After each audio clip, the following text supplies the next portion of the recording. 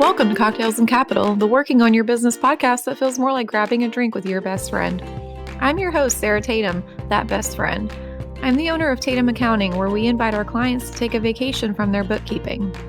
In this podcast, I'm going to give it to you straight. Talking points and vague tips, we don't do that here. There's a bunch of noise out there in the entrepreneur community, especially when it relates to finances. And when you're trying to run your business, you just don't have time for that. And I know that you would rather be doing literally anything other than recording expenses and logging into your accounting software. So I'm bringing you practical advice without any of the fluff, just like your best friend would. So turn the volume up, grab your gin and tonic, and let's dive into this week's theme.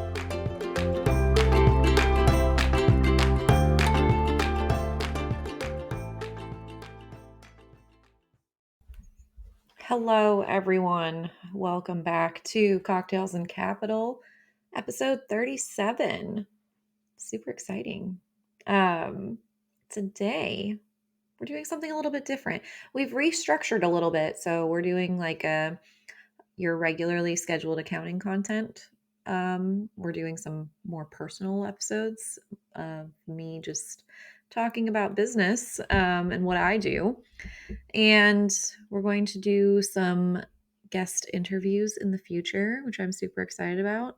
And we've got one other really exciting type of new episode coming that I will keep under wraps. But yeah, it's an exciting time here. So today, if you don't already know, we're talking about capsule offices. And if you aren't aware of the big trend going around right now, it's all about capsule wardrobes, capsule kitchens. Like it's the bare minimum that you need in order to make really good like combinations of outfits or to make really good recipes. Instead of like going through this rabbit hole of consumerism, which is pretty much, where we are as a society right now. It's a big battle to fight consumerism, fight capitalism, all that good stuff. I won't say fight capitalism because, um, you know, running a business is fundamentally a capitalist concept. So all the business owners out there, keep doing what you're doing, me included. But anyway, it's a total tangent. So capsules are like in a wardrobe, it's like a 12 piece of basics, and you can combine all those basics to make a million different outfits, like any combination of the basics that you have. So I think it's a really good concept that can be applied to your small business, especially when you're getting started and you're like researching all of these things that, the internet tells you that you need in order to run a business. And it's very overwhelming.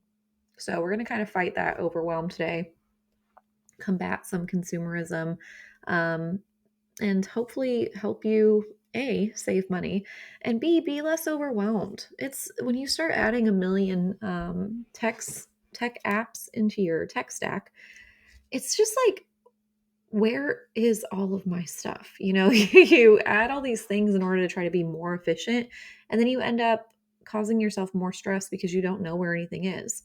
Um, and like I said, this one is a little bit more personal of an episode because I would like to go through the mistakes that I made as far as tech stack goes with you guys. Um, because we've been around for almost 4 years, right? And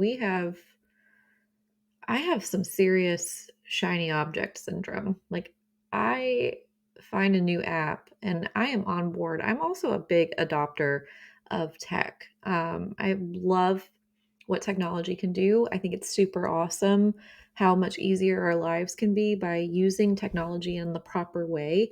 Um, and I think it's a really useful tool. But again, like I said, it can get overwhelming. And when I started bringing on team members and staff, um, it was no longer just me having to find all of these things that I needed, And so then you have to think about, well, is my staff okay with where things are? Are they feeling the inefficiencies? Are they feeling overwhelmed? Because I don't want my staff to be overwhelmed, right? I want my team to be able to work efficiently and proactively, productively, and make our clients happy and make themselves happy. Because no one wants to be stressed out at work. That's just not a fun work environment. And no one deserves to feel stressed because their boss is a tech hoarder. Okay. So that's my kind of my lesson for you today. So we're going to go bare minimum capsule office, what I think you need in order to save yourself time, manage your business effectively, and be the most cost effective. Okay. So we're going to go straight into probably what people think is a no-brainer, but it kind of is, especially depending on what type of business that you're running. But the first thing that we need is a email management and communication system. Okay. I went with Google. I went with Gmail, Google Workspace, whatever. I love my Google Workspace. I can chat, I can meet, I can manage my calendar, I can store documents, I can do literally anything that I need to do, um, and manage our Google business profile, all of those things. The whole Google Workspace is just so like robust. Okay. A lot of people also use Microsoft Office, Outlook, and everything like that. I grew up in Google. I've been a Gmail girl for 20 years. So I am, uh, something in my brain is opposed to using Microsoft Outlook. I've tried and I can't get it to be organized the way that I want. We all know the search feature is horrendous.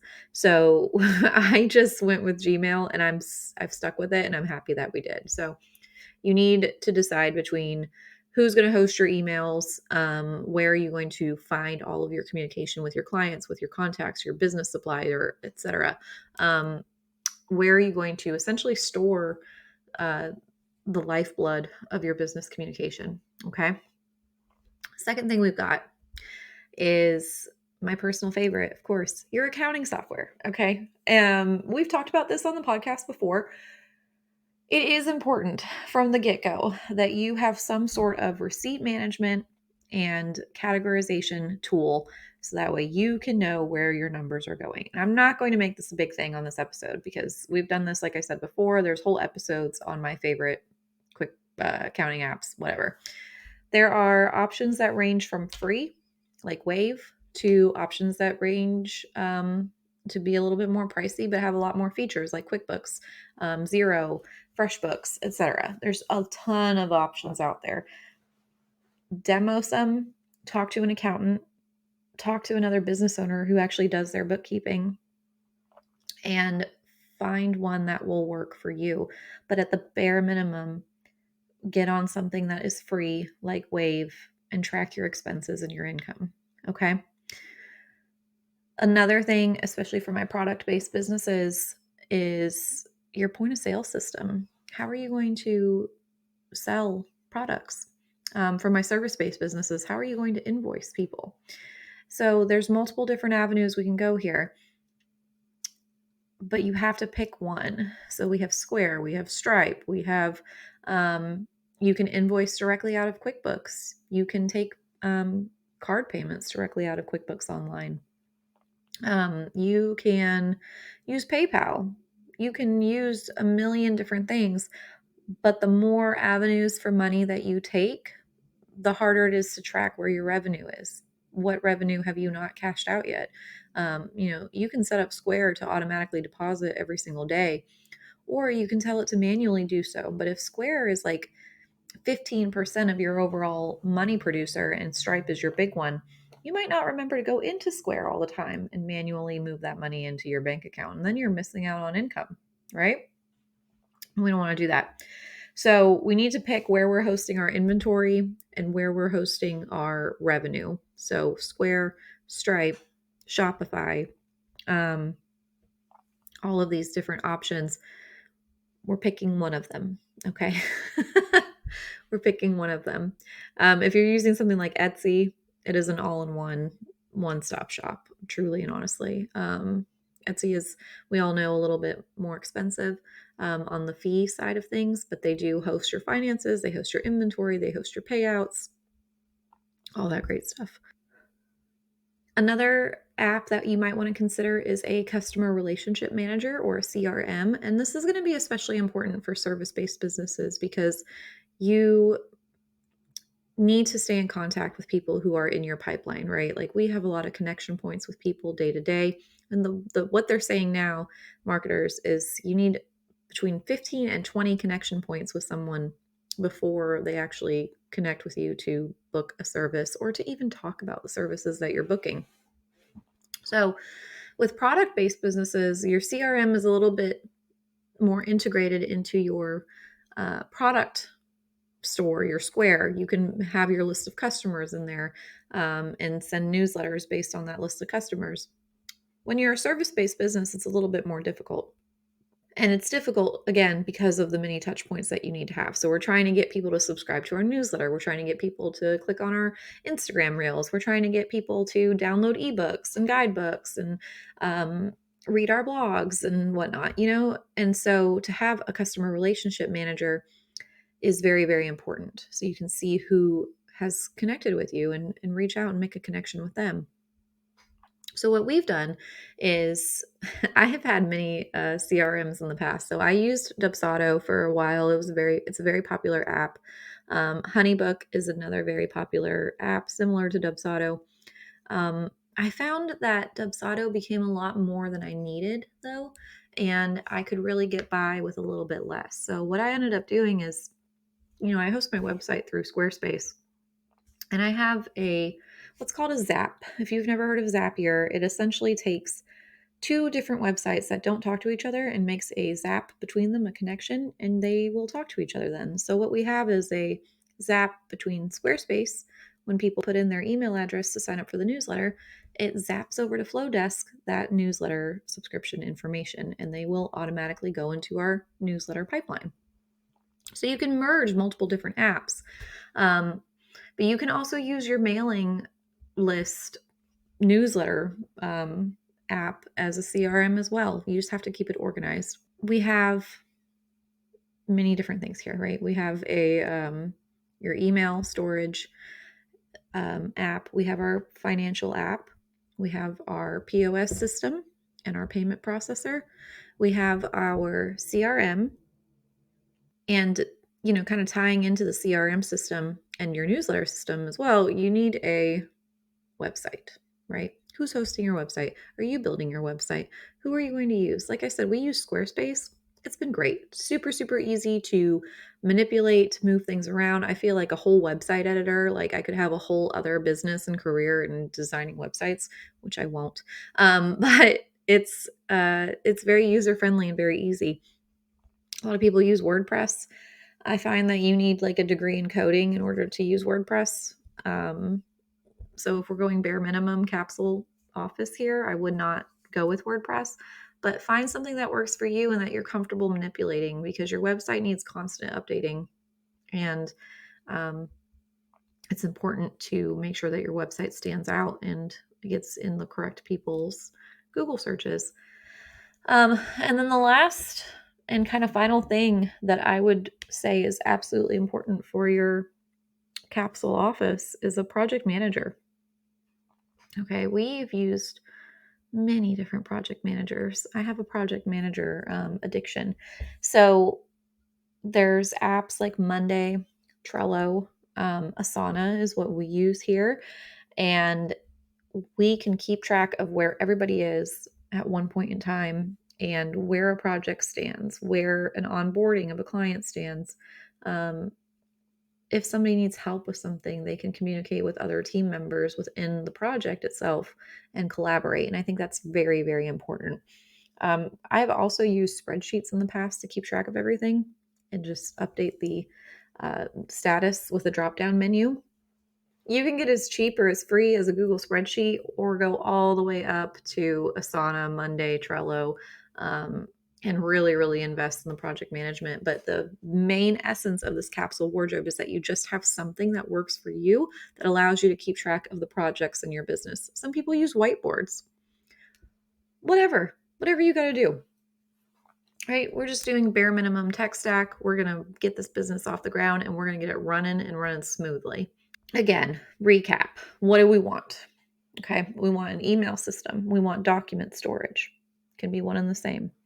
We want an accounting software. Okay, shameless plug. We want a CRM system, customer relationship management. We want a point of sale system or a payment processor that will allow us to collect on products and services. Okay. And we want a project manager. Okay. So it sounds like a lot. And it can be if we're not organized. If we're not organized, then nothing's going to work anyway. But a lot of these apps are supposed to help you get organized. You can always add things in as you're going through your business. Like I said, we've been open for 4 years. So, real quick, we're going to go through all the things that I spend my money on every single month. Okay. This should make you feel a little bit better. And I have a spreadsheet of this. And so what I'm doing is I'm constantly going through and just analyzing what we spend our money on every month. And if it's really working for our business in the way that I want it to. Okay. So first thing I pay for, like I said, Google. We use it for our email domain. We use it for Google Workspace. And everybody is in there like swimwear, happy day. Okay. We use SquareSpace for our website. We also use Squarespace's scheduler, Acuity, for our scheduling link. You can also use Calendly. I like Squarespace's Acuity a little bit more than Calendly. I used to use Calendly, and I just didn't find that it had enough features for me. But again, I'm a tech addict, so don't listen to me on that one. But those are the two main things that we're using for like back office, hosting on the site and everything. Then we go into marketing. This is my big spender. Okay. We use Canva. We use Planoly to schedule our content. We use Riverside to produce this podcast. I have a LinkedIn premium membership. You don't need that. Okay. You don't need that. I also have a Grasshopper for our voice over IP phone service. You don't need that either. Okay. I just like to feel important and have a 757 number for the business when my personal number is 904. Because also people in the 757 area code sometimes find it odd when a 904 number is calling and they don't know that it's their accountant. So we got a voice over IP number, and we use Grasshopper to host that and to do our calls and everything. So that's another one. We use Gusto for payroll, which is another fee. I pay for Tax Practice Pro. Shout out to them for my continuing education every month. I pay for LastPass for password management and storage. I pay for that annually. Flowdesk is another monthly expense. So that's my email newsletter generator, my client communicator for email, and my sort of CRM from Squarespace connecting over to Flowdesk. I pay for Zapier yearly. I pay for Adobe monthly, Slack, and we pay for Otter AI, which is a cool little like meeting recorder, and it makes transcriptions of your meetings and the content within them. And I also pay annually for our client portal. So we have a lot. We have a lot of apps in our tech stack. And like I said before, everything has its purpose, but sometimes it can get overwhelming. Like I look at this list and I'm like, holy goodness, like we pay for a lot of things, whether it's annually or whether it's monthly. And this is why I go through monthly, and I have to justify these costs to myself. And if I can't justify it, I ask my team if they're using it.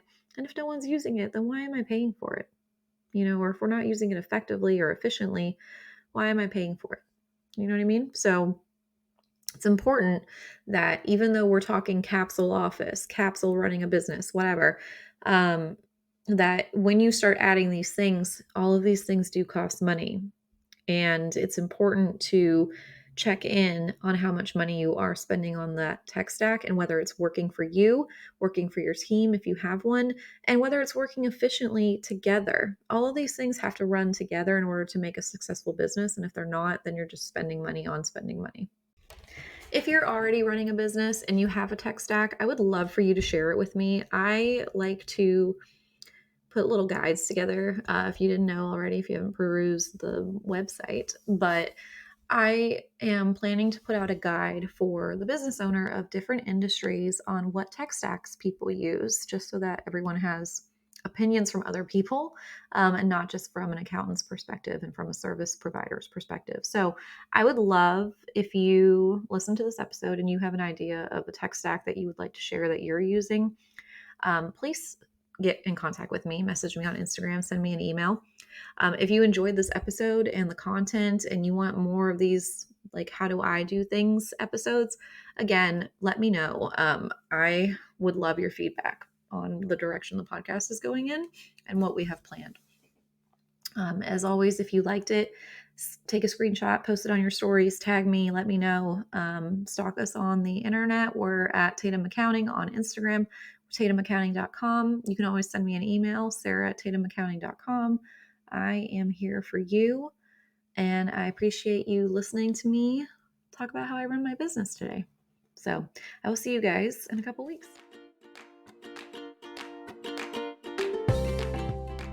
Thank you so much for listening. If you enjoyed today's episode, be sure to subscribe and follow Tatum Accounting on Instagram. You can also do us a huge favor by leaving a review. It's the best way to support us. Let's catch up next week, same time, same place.